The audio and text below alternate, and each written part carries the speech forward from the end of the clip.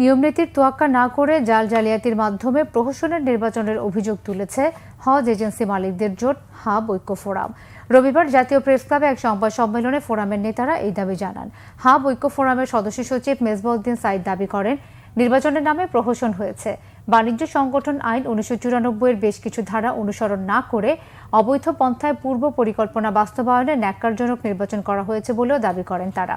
নিয়ম বহির্ভূত এই নির্বাচনের বিরুদ্ধে ব্যবস্থা নিতে বাণিজ্য মন্ত্রণালয়ে আবেদন করা হয়েছে বলেও তারা জানান। আপিল গ্রহণ, শুনানি ও নিষ্পত্তির আগে নির্বাচনের চূড়ান্ত ফলাফল ঘোষণা করা ঠিক হয়নি বলে তারা মনে করেন। বিষয়টি অবিলম্বে সুরাহা না হলে আইনি ব্যবস্থা নেওয়ার হুঁশিয়ারি দেন ঐক্য ফোরামের নেতারা। আপিলের শুনানি নিষ্পত্তি করার আগে নির্বাচনের চূড়ান্ত ফলাফল দিয়ে দেওয়া এবং ফলাফল দিয়ে অফিস বিহারের নির্বাচন শেষ করা ইতিহাসে নজিরবিহীন, সম্পূর্ণ বেআইনি।